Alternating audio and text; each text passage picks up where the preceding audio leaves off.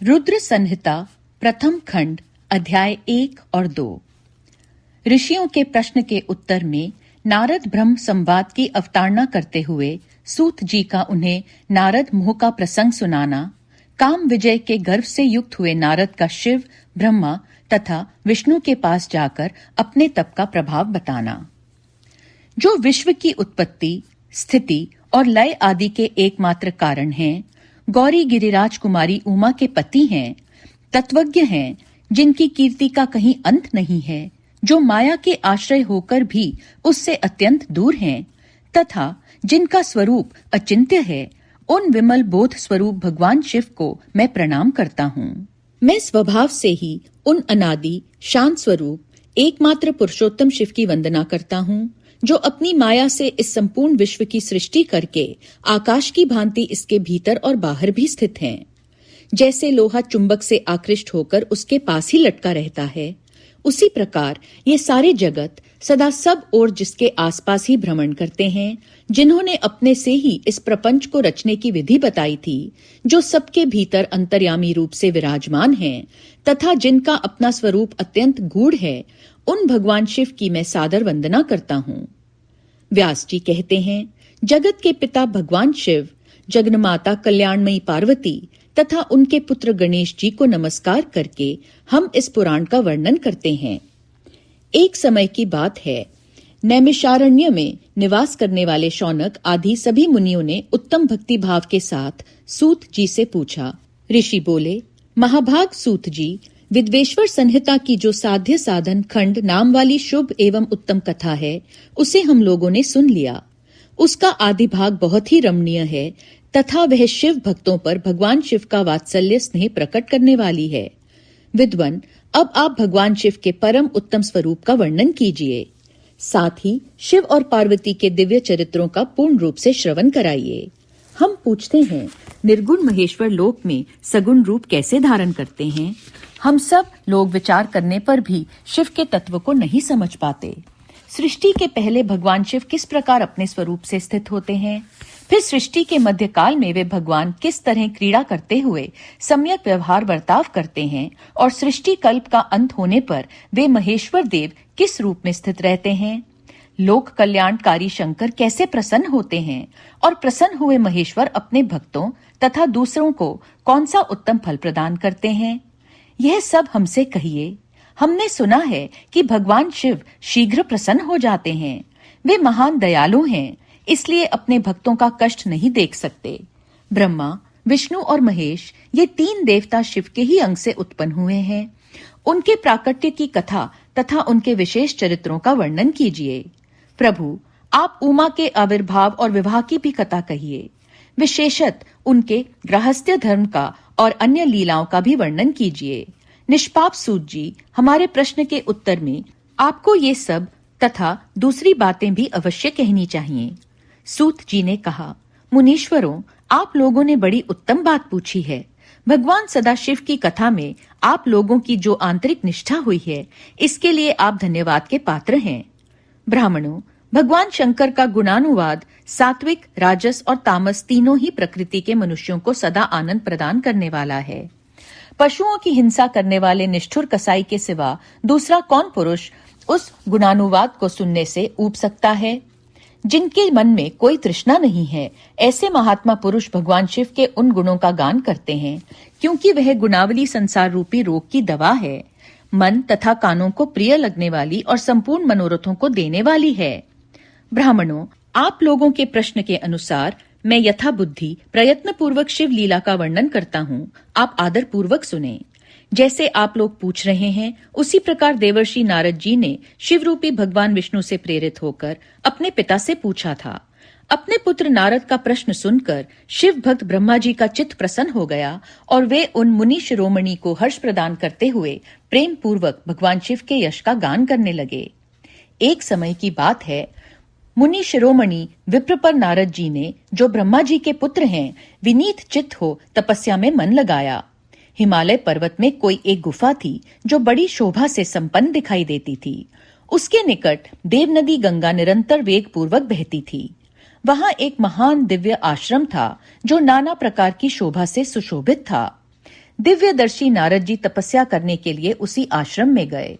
उस गुफा को देखकर मुनिवर नारद जी बड़े प्रसन्न हुए और सुदीर्घ काल तक वहां तपस्या करते रहे। उनका अंतकरण शुद्ध था। वे दृढ़ता पूर्वक आसन बांधकर मौन हो प्राणायाम पूर्वक समाधि में स्थित हो गए। ब्राह्मणों, उन्होंने वह समाधि लगाई जिसमें ब्रह्मा का साक्षात्कार कराने वाला अहम ब्रह्मास्मि, मैं ब्रह्मा हूँ, यह विज्ञान प्रकट होता है।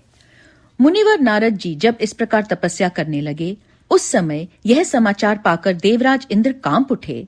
वे मानसिक संताप से विवल हो गए। ये नारद मुनि मेरा राज्य लेना चाहते हैं। मन ही मन ऐसा सोचकर इंद्र ने उनकी तपस्या में विघ्न डालने के लिए प्रयत्न करने की इच्छा की। उस समय देवराज ने अपने मन से कामदेव का स्मरण किया। स्मरण करते ही कामदेव आ गए। महेंद्र ने उन्हें नारद जी की तपस्या में विघ्न डालने का आदेश दिया। यह आज्ञा पाकर कामदेव वसंत को साथ ले बड़े गर्व से उस स्थान पर गए और अपना उपाय करने लगे। उन्होंने वहां शीघ्र ही अपनी सारी कलाएं रच डाली। वसंत ने भी मदमत होकर अपना प्रभाव अनेक प्रकार से प्रकट किया।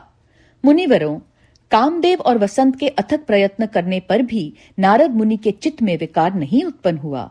महादेव जी के अनुग्रह से उन दोनों का गर्व चूर्ण हो गया। शौनक आदि महर्षियों, ऐसा होने में जो कारण था उसे आदर पूर्वक सुनो। महादेव जी की कृपा से ही नारद मुनि पर कामदेव का कोई प्रभाव नहीं पड़ा। पहले उसी आश्रम में काम शत्रु भगवान शिव ने उत्तम तपस्या की थी और वहीं उन्होंने मुनियों की तपस्या का नाश करने वाले कामदेव को शीघ्र ही भस्म कर डाला था। उस समय रति ने कामदेव को पुनर्जीवित करने के लिए देवताओं से प्रार्थना की। तब देवताओं ने समस्त लोगों का कल्याण करने वाले भगवान शंकर से याचना की। उनके याचना करने पर वे बोले, देवताओं, कुछ समय व्यतीत होने के बाद कामदेव जीवित तो हो जाएंगे, परंतु यहाँ उनका कोई उपाय नहीं चल सकेगा। अमरगण, यहाँ खड़े होकर लोग चारों ओर जितनी दूर तक की भूमि को नेत्र से देख पाते हैं, वहां तक कामदेव के बाणों का प्रभाव नहीं चल सकेगा, इसमें संशय नहीं है।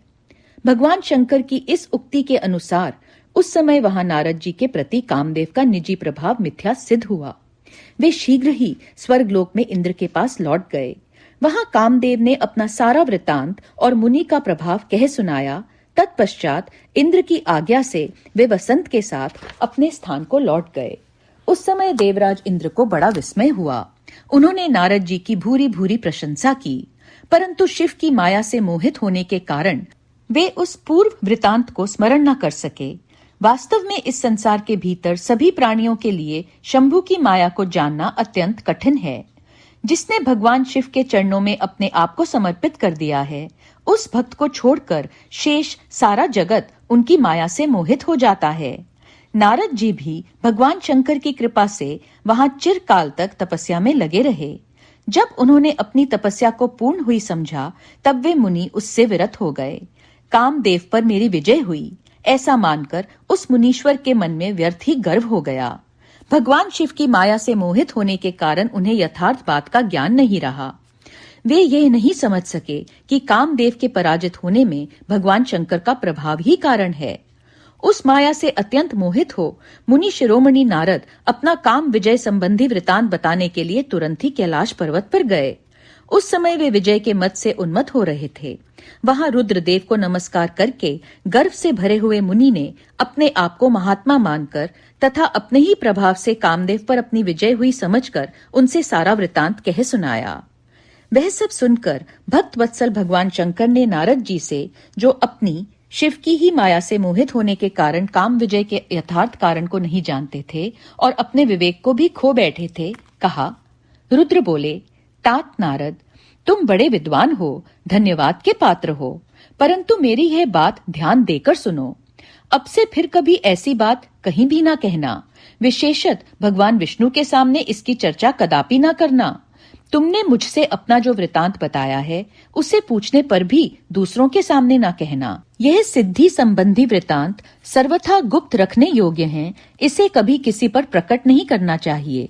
तुम मुझे विशेष प्रिय हो, इसलिए अधिक जोर देकर मैं तुम्हें यह शिक्षा देता हूँ और इसे ना कहने की आज्ञा देता हूँ, क्योंकि तुम भगवान विष्णु के भक्त हो और उनके भक्त होते हुए भी मेरे अत्यंत अनुगामी हो। इस प्रकार बहुत कुछ कहकर संसार की सृष्टि करने वाले भगवान रुद्र ने नारद जी को शिक्षा दी। अपने वृतांत को गुप्त रखने के लिए उन्हें समझाया बुझाया, परंतु वे तो शिव की माया से मोहित थे, इसलिए उन्होंने उनकी दी हुई शिक्षा को अपने लिए हितकर नहीं माना। तदनंतर मुनि शिरोमणि नारद ब्रह्मलोक में गए। वहां ब्रह्मा जी को नमस्कार करके उन्होंने कहा, पिताजी, मैंने अपने तपोबल से कामदेव को जीत लिया है। उनकी यह बात सुनकर ब्रह्मा जी ने भगवान शिव के चरणारविंदों का चिंतन किया और सारा कारण जानकर अपने पुत्र को यह सब कहने से मना किया। परंतु नारद जी शिव की माया से मोहित थे, अतएव उनके चित्त में मद का अंकुर जम गया था, उनकी बुद्धि मारी गई थी। इसलिए नारद जी अपना सारा वृतांत भगवान विष्णु के सामने कहने के लिए वहां से शीघ्र ही विष्णु लोक में गए। नारद मुनि को आते देख भगवान विष्णु बड़े आदर से उठे और शीघ्र ही आगे बढ़कर उन्होंने मुनि को हृदय से लगा लिया। मुनि के आगमन का क्या हेतु है, इसका उन्हें पहले से ही पता था। नारद जी को अपने आसन पर बिठाकर भगवान शिव के चरणारविंदों का चिंतन करके श्री हरि ने उनसे पूछा।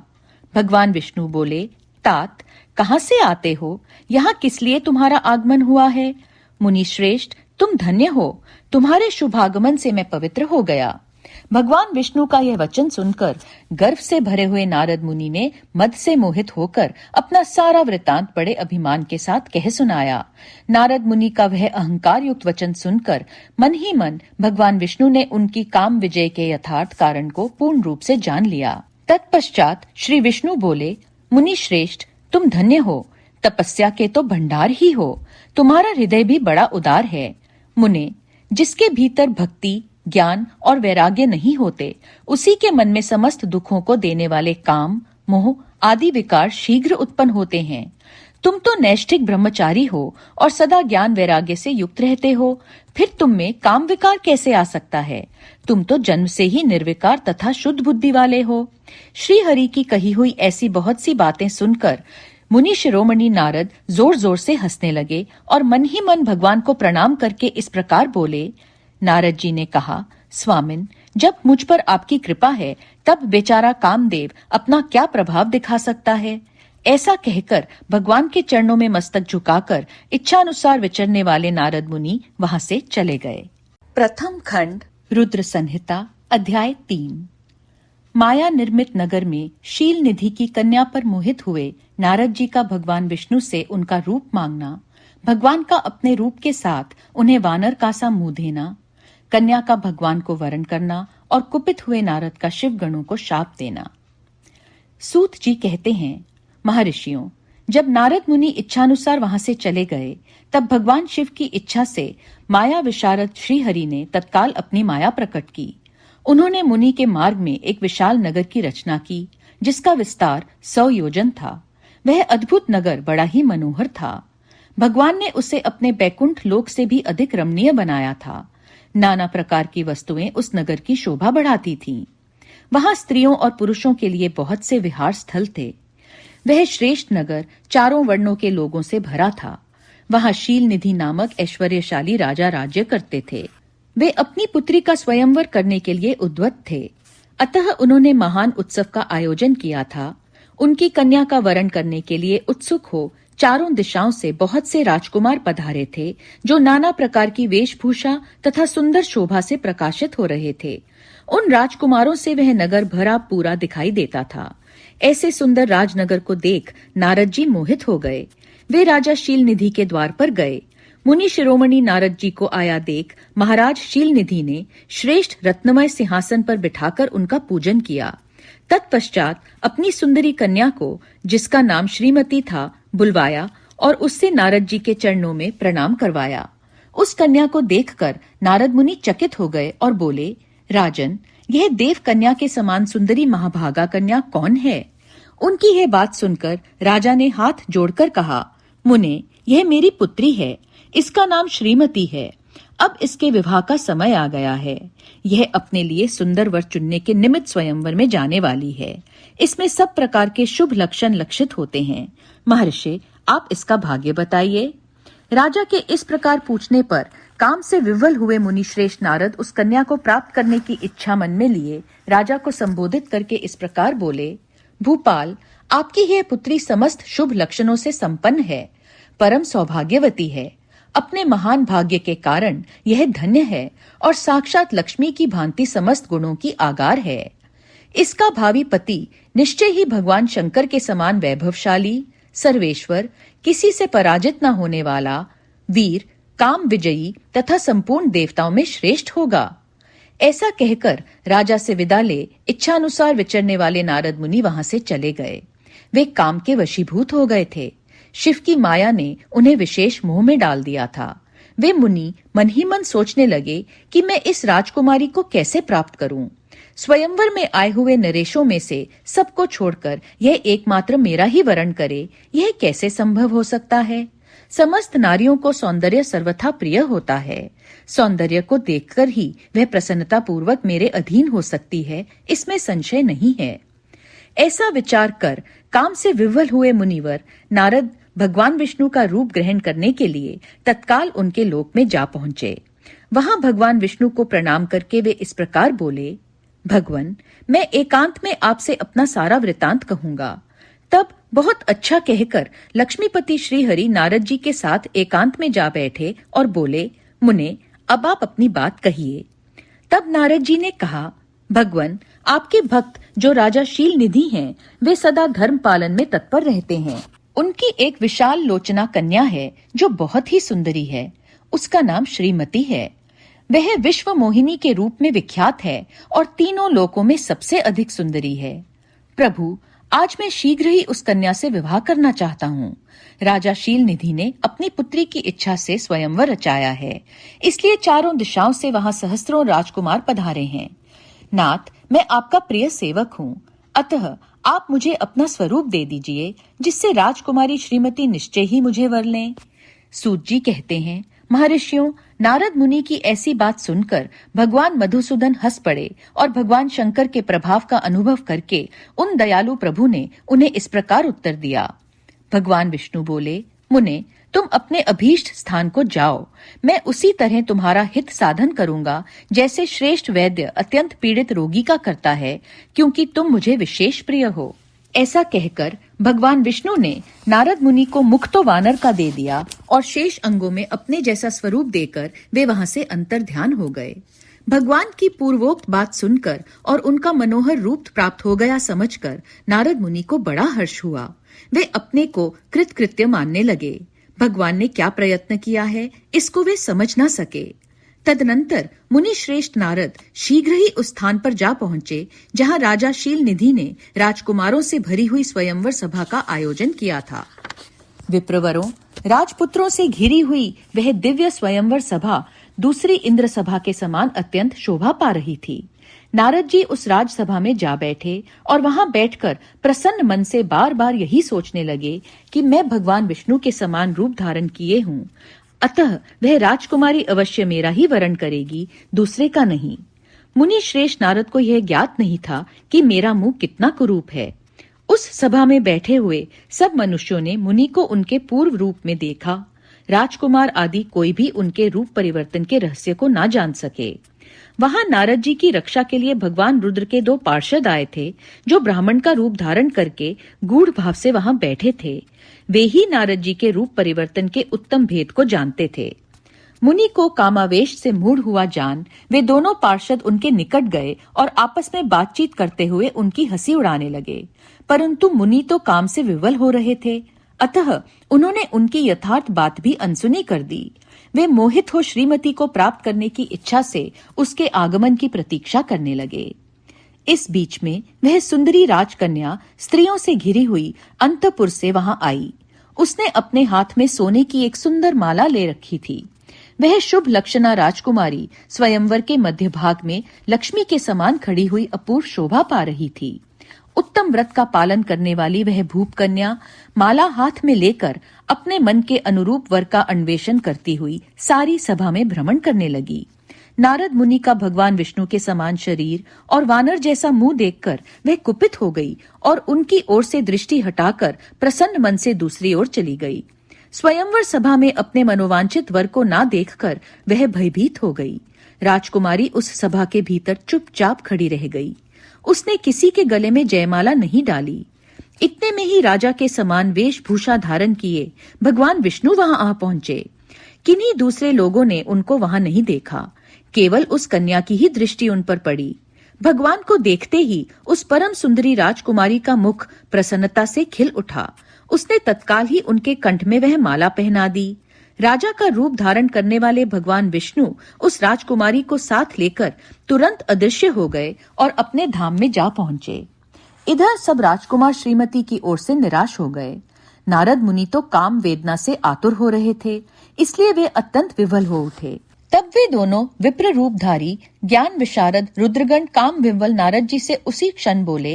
रुद्रगणों ने कहा, हे नारद, हे मुने, तुम व्यर्थी काम से मोहित हो रहे हो और सौंदर्य के बल से राजकुमारी को पाना चाहते हो। अपना वानर के समान घृणित मुंह तो देख लो। सूत जी कहते हैं, महर्षियों, उन रुद्रगणों का ये वचन सुनकर नारद जी को बड़ा विस्मय हुआ। वे शिव की माया से मोहित थे। उन्होंने दर्पण में अपना मुंह देखा।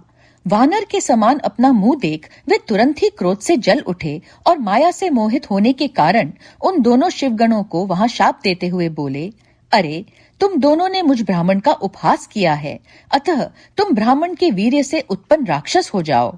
ब्राह्मण की संतान होने पर भी तुम्हारे आकार राक्षस के समान ही होंगे। इस प्रकार अपने लिए शाप सुनकर वे दोनों ज्ञानी शिरोमणि शिवगण मुनि को मोहित जानकर कुछ नहीं बोले। ब्राह्मणों, वे सदा सब घटनाओं में भगवान शिव की ही इच्छा मानते थे, अतः उदासीन भाव से अपने स्थान को चले गए और भगवान शिव की स्तुति करने लगे। प्रथम खंड रुद्र संहिता अध्याय 4। नारद जी का भगवान विष्णु को क्रोधपूर्वक फटकारना और शाप देना, फिर माया के दूर हो जाने पर पश्चाताप पूर्वक भगवान के चरणों में गिरना और शुद्धि का उपाय पूछना तथा भगवान विष्णु का उन्हें समझा बुझाकर शिव का महात्म्य जानने के लिए ब्रह्मा जी के पास जाने का आदेश और शिव के भजन का उपदेश देना। सूत जी कहते हैं, महर्षियों, माया मोहित नारद मुनि उन दोनों शिवगणों को यथोचित शाप देकर भी भगवान शिव के इच्छावश मोह निद्रा से जाग न सके। वे भगवान विष्णु के किए हुए कपट को याद करके मन में दुस्सह क्रोध लिए विष्णु लोक को गए और समिधा पाकर प्रज्वलित हुए अग्निदेव की भांति क्रोध से जलते हुए बोले। उनका ज्ञान नष्ट हो गया था, इसलिए वे दुर्वचन पूर्ण व्यंग सुनाने लगे। नारद जी ने कहा, हरे, तुम बड़े दुष्ट हो, कपटी हो और समस्त विश्व को मोह में डाले रहते हो। दूसरों का उत्साह या उत्कर्ष तुमसे सहा नहीं जाता। तुम मायावी हो, तुम्हारा अंतकरण मलिन है। पूर्व काल में तुम्ही ने मोहिनी रूप धारण करके कपट किया, असुरों को वारुणी मदिरा पिलाई, उन्हें अमृत नहीं पीने दिया। छल कपट में ही अनुराग रखने वाले हरे, यदि महेश्वर रुद्र दया करके विष न पी लेते तो तुम्हारी सारी माया उसी दिन समाप्त हो जाती। विष्णुदेव, कपटपूर्ण चाल तुम्हें अधिक प्रिय है। तुम्हारा स्वभाव अच्छा नहीं है, तो भी भगवान शंकर ने तुम्हें स्वतंत्र बना दिया है। तुम्हारी इस चाल ढाल को समझकर अब वे भगवान शिव भी पश्चाताप करते होंगे। अपनी वाणी रूप वेद की प्रामाणिकता स्थापित करने वाले महादेव जी ने ब्राह्मण को सर्वोपरि बताया है। हरे, इस बात को जानकर आज मैं बलपूर्वक तुम्हें ऐसी सीख दूंगा जिससे तुम फिर कभी भी ऐसा कर्म नहीं कर सकोगे। अब तक तुम्हें किसी शक्तिशाली या तेजस्वी पुरुष से पाला नहीं पड़ा था, इसलिए आज तक तुम निडर बने हुए हो, परंतु विष्णु, अब तुम्हें अपनी करनी का पूरा पूरा फल मिलेगा। भगवान विष्णु से ऐसा कहकर माया मोहित नारद मुनि अपने ब्रह्म तेज का प्रदर्शन करते हुए क्रोध से खिन्न हो उठे और शाप देते हुए बोले, विष्णु, तुमने स्त्री के लिए मुझे व्याकुल किया है। तुम इसी तरह सबको मोह में डालते रहते हो। यह कपटपूर्ण कार्य करते हुए तुमने जिस स्वरूप से मुझे संयुक्त किया था, उसी स्वरूप से तुम मनुष्य हो जाओ और स्त्री के वियोग का दुख भोगो। तुमने जिन वानरों के समान मेरा मुंह बनाया था, वे ही उस समय तुम्हारे सहायक हों। तुम दूसरों को स्त्री विरह का दुख देने वाले हो, अतः स्वयं भी तुम्हें स्त्री के वियोग का दुख प्राप्त हो। अज्ञान से मोहित मनुष्यों के समान तुम्हारी स्थिति हो। अज्ञान से मोहित हुए नारद जी ने मोहवश श्री हरि को जब इस तरह शाप दिया, तब उन्होंने शंभु की माया की प्रशंसा करते हुए उस शाप को स्वीकार कर लिया। तदनंतर महालीला करने वाले शंभु ने अपनी इस विश्वमोहिनी माया को, जिसके कारण ज्ञानी नारद मुनि भी मोहित हो गए थे, खींच लिया। उस माया के तिरोहित होते ही नारद जी पूर्ववत शुद्ध बुद्धि से युक्त हो गए उन्हें पूर्ववत ज्ञान प्राप्त हो गया और उनकी सारी व्याकुलता जाती रही। इससे उनके मन में बड़ा विस्मय हुआ। वे अधिकाधिक पश्चाताप करते हुए बारंबार अपनी निंदा करने लगे। उस समय उन्होंने ज्ञानी को भी मोह में डालने वाली भगवान शुंभ की माया की सराहना की। तदनंतर यह जानकर कि माया के कारण ही मैं भ्रम में पड़ गया था, यह सब कुछ मेरा मायाजनित भ्रम ही था, वैष्णव शिरोमणि नारद जी भगवान विष्णु के चरणों में गिर पड़े। भगवान श्रीहरि ने उन्हें उठाकर खड़ा कर दिया। उस समय अपनी दुर्बुद्धि नष्ट हो जाने के कारण वे यूं बोले, नाथ, माया से मोहित होने के कारण मेरी बुद्धि बिगड़ गई थी, इसलिए मैंने आपके प्रति बहुत दुर्वचन कहे हैं, आपको शाप तक दे डाला है। प्रभु, उस शाप को आप मिथ्या कर दीजिए। हाय, मैंने बहुत बड़ा पाप किया है, अब मैं निश्चय ही नरक में पड़ूंगा। हरे, मैं आपका दास हूँ, बताइए मैं क्या उपाय, कौन सा प्रायश्चित करूं जिससे मेरा पाप समूह नष्ट हो जाए और मुझे नरक में ना गिरना पड़े। ऐसा कहकर शुद्ध बुद्धि वाले मुनि शिरोमणि नारद जी पुण्य भक्ति भाव से भगवान विष्णु के चरणों में गिर पड़े। उस समय उन्हें बड़ा पश्चाताप हो रहा था। तब श्री विष्णु ने उन्हें उठाकर मधुर वाणी में कहा। भगवान विष्णु बोले, तात, खेद न करो, तुम मेरे श्रेष्ठ भक्त हो, इसमें संशय नहीं है। मैं तुम्हें एक बात बताता हूँ, सुनो, उससे निश्चय ही तुम्हारा परम हित होगा, तुम्हें नरक में नहीं जाना पड़ेगा। भगवान शिव तुम्हारा कल्याण करेंगे। तुमने मत से मोहित होकर जो भगवान शिव की बात नहीं मानी थी, उसकी अवहेलना कर दी थी, उसी अपराध का भगवान शिव ने तुम्हें ऐसा फल दिया है, क्योंकि वे ही कर्म फल के दाता हैं। तुम अपने मन में यह दृढ़ निश्चय कर लो कि भगवान शिव की इच्छा से ही सब कुछ हुआ है। सबके स्वामी परमेश्वर शंकर ही गर्व को दूर करने वाले हैं। वे ही परब्रह्म परमात्मा हैं। उन्हीं का सच्चिदानंद रूप से बोध होता है। वे निर्गुण और निर्विकार हैं। सत्व, रज और तम, इन तीनों गुणों से परे हैं। वे ही अपनी माया को लेकर ब्रह्मा, विष्णु और महेश, इन तीन रूपों में प्रकट होते हैं। निर्गुण और सगुण भी वे ही हैं। निर्गुण अवस्था में उन्हीं का नाम शिव है। वे ही परमात्मा, महेश्वर, परब्रह्म, अविनाशी, अनंत और महादेव आदि नामों से कहे जाते हैं। उन्हीं की सेवा से ब्रह्मा जी जगत के सृष्टा हुए और मैं तीनों लोकों का पालन करता हूँ। वे स्वयं ही रुद्र रूप से सदा सबका संहार करते हैं। वे शिव रूप से सबके साक्षी हैं, माया से भिन्न और निर्गुण हैं। स्वतंत्र होने के कारण वे अपनी इच्छा के अनुसार चलते हैं। उनका विहार, आचार व्यवहार उत्तम है और वे भक्तों पर दया करने वाले हैं। नारद मुने, मैं तुम्हें एक सुंदर उपाय बताता हूँ, जो सुखद, समस्त पापों का नाशक और सदा भोग एवं मोक्ष देने वाला है। तुम उसे सुनो। अपने सारे संशयों को त्याग कर तुम भगवान शंकर के सुयश का गान करो और सदा अनन्य भाव से शिव के शतनाम स्तोत्र का पाठ करो। मुने, तुम निरंतर उन्हीं की उपासना और उन्हीं का भजन करो। उन्हीं के यश को सुनो और गाओ तथा प्रतिदिन उन्हीं की पूजा अर्चा करते रहो। नारद, जो शरीर, मन और वाणी द्वारा भगवान शंकर की उपासना करता है, उसे पंडित या ज्ञानी जानना चाहिए। वह जीवन मुक्त कहलाता है।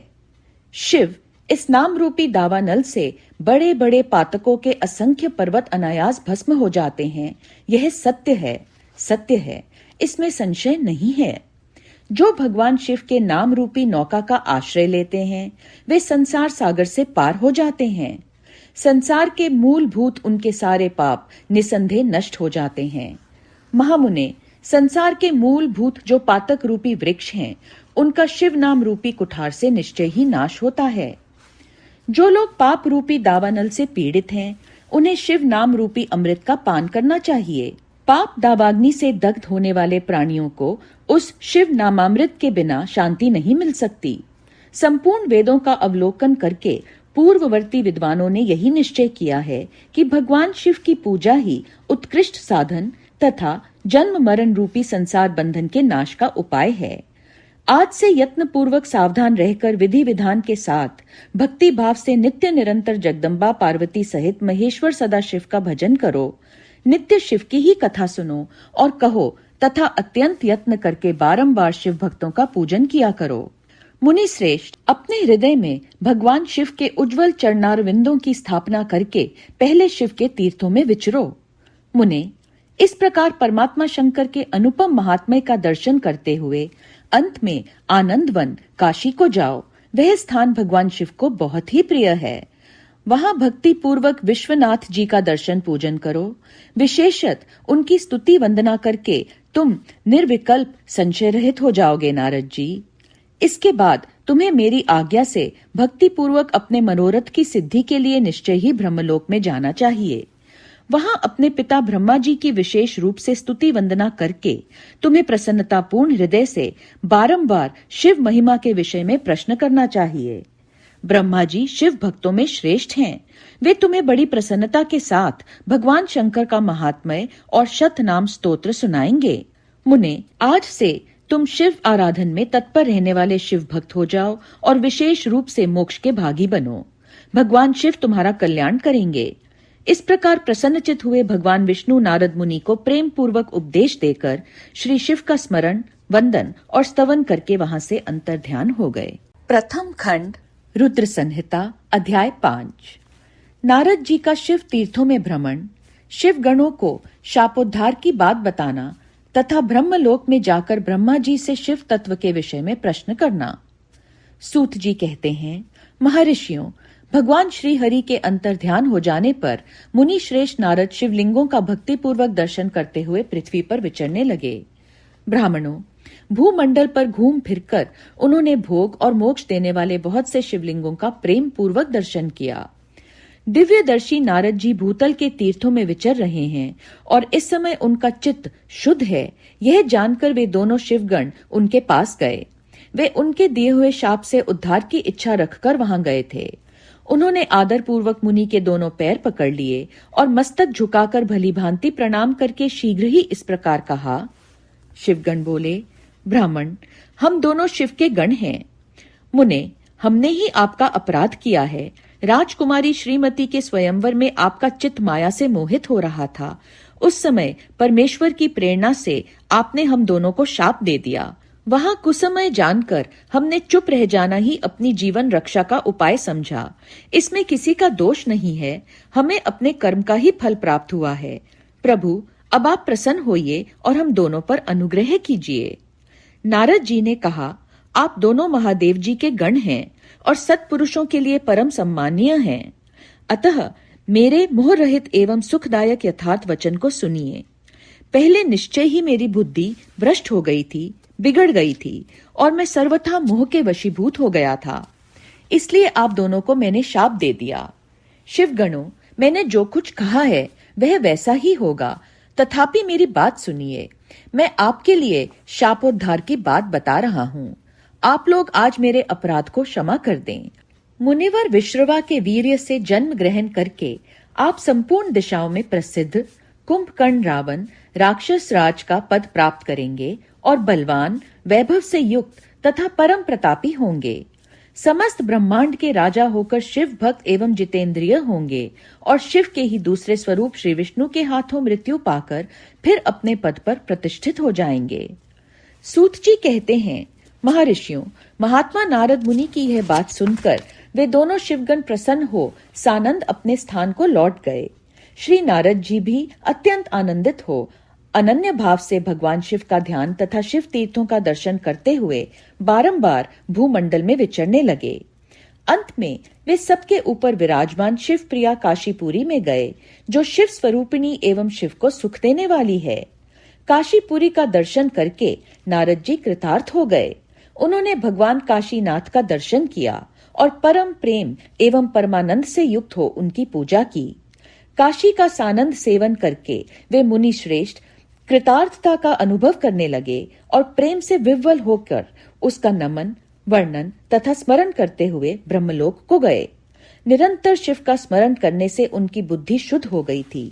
वहां पहुंचकर शिव तत्व का विशेष रूप से ज्ञान प्राप्त करने की इच्छा से नारद जी ने ब्रह्मा जी को भक्ति पूर्वक नमस्कार किया और नाना प्रकार के स्तोत्रों द्वारा उनकी स्तुति करके उनसे शिव तत्व के विषय में पूछा। उस समय नारद जी का हृदय भगवान शंकर के प्रति भक्ति भावना से परिपूर्ण था। नारद जी बोले, ब्राह्मण, पार ब्रह्म परमात्मा के स्वरूप को जानने वाले पिता मैं, जगत प्रभु, आपकी कृपा प्रसाद से मैंने भगवान विष्णु के उत्तम महात्म्य का पूर्णतया ज्ञान प्राप्त किया है। भक्ति मार्ग, ज्ञान मार्ग, अत्यंत दुस्तर तपो मार्ग, दान मार्ग तथा तीर्थ मार्ग का भी वर्णन सुना है, परंतु शिव तत्व का ज्ञान मुझे अभी तक नहीं हुआ है। मैं भगवान शंकर की पूजा विधि को नहीं जानता।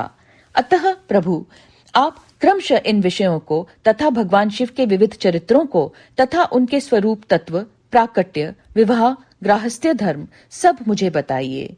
निष्पाप पिता में ये सब बातें तथा और भी जो आवश्यक बातें हों, उन सब का आपको वर्णन करना चाहिए। प्रजानाथ, शिव और शिवा के आविर्भाव एवं विवाह का प्रसंग विशेष रूप से कहिए तथा कार्तिकेय के जन्म की कथा भी मुझे सुनाइए। प्रभु, पहले बहुत लोगों से मैंने ये बातें सुनी हैं, किंतु तृप्त नहीं हो सका हूँ, इसलिए आपकी शरण में आया हूँ। आप मुझ पर कृपा कीजिए। अपने पुत्र नारद की यह बात सुनकर लोक पितामह ब्रह्मा वहां इस प्रकार बोले, ओम नमः शिवाय, ओम नमः शिवाय, ओम नमः शिवाय।